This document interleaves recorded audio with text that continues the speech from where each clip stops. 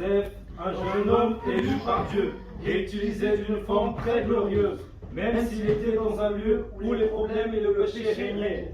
Dieu n'est pas à la recherche de personnes qui se contaminent avec le monde. Il est à la recherche de personnes qui font la différence où qu'elles soient. Dieu est à recherche. Tout comme Joseph, Dieu a un plan différent pour chacun d'entre nous. Joseph, pendant son sommeil, il a eu 2 rêves.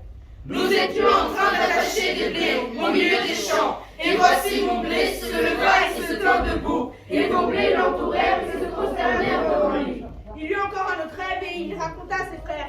Il dit: J'ai eu encore un rêve, et voici le soleil, la lune et les étoiles se prosternèrent devant moi. Dieu donnait à Joseph une vision de direction pour délivrer son peuple, et à travers lui former une grande nation en Égypte.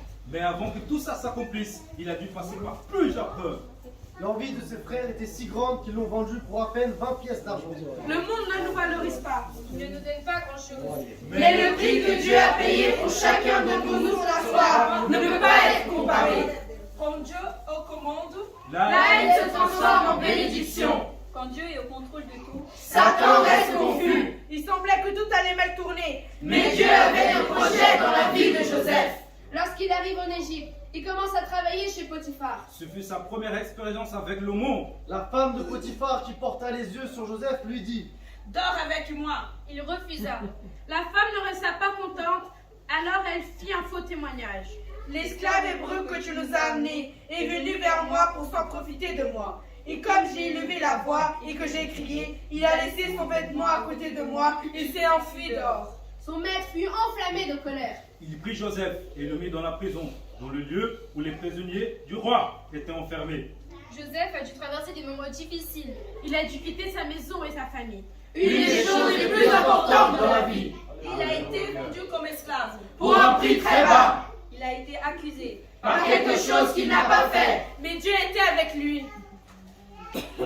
Le temps qu'il a passé en prison a révélé les capacités matérielles et spirituelles de Joseph. Il est devenu leader en prison. Un homme de Dieu est un homme de Dieu, partout, peu importe où qu'il soit. Dieu l'utilise pour interpréter les rêves de les chansons et du boulanger. Et tout se passa selon l'explication que Joseph leur avait donnée. Au bout de 2 ans, Pharaon eut aussi un rêve. Mais personne n'était capable de l'interpréter. Alors le chef des échansons prit la parole. Il y avait là avec nous un jeune homme hébreu, esclave du chef des gardes. Nous lui avons raconté nos rêves et il nous expliqua. Les choses sont arrivées selon l'explication qu'il nous avait donnée. Même si personne ne se souvient de toi, Dieu ne t'oubliera pas. Pharaon fit appeler Joseph. Et le fit sortir en acte de prison. Il s'est rasé, changea ses vêtements et se rendit à Pharaon. Pharaon dit à Joseph: J'ai eu un rêve, personne ne peut l'expliquer. Et j'ai appris que tu interprètes les rêves après les avoir entendus. Joseph répondit à Pharaon en disant: Ce n'est pas moi, c'est Dieu qui donnera une réponse favorable à Pharaon. Sans Dieu, il savait qu'il ne pouvait rien. Mais il savait aussi que Dieu était avec lui. Dieu lui donne l'interprétation du rêve. Et ces paroles plurent à Pharaon et à tous ses serviteurs. Et Pharaon dit à ses serviteurs: Trouvons-nous un homme comme celui-ci, ayant en lui l'esprit de Dieu?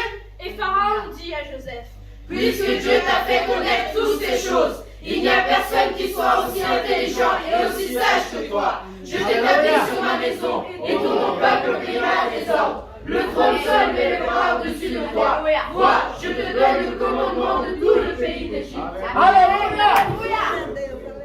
Pharaon ôta son anneau de la main et le mit à la main de Joseph. Il le revêtit d'habits de fin lin et lui mit un collier d'or au cou. Laissez Dieu mettre l'anneau de la victoire sur ton doigt. Sois revêtu de fin lin, car cela sera l'honneur de Dieu dans ta vie. Toi et moi, on est victorieux dans le nom de Jésus-Christ. Au milieu des défis, problèmes et difficultés, sois fort. Dieu est au contrôle de ta vie. Ne crains pas la fosse, ne crains pas l'Égypte, la maison de Potiphar et encore moins la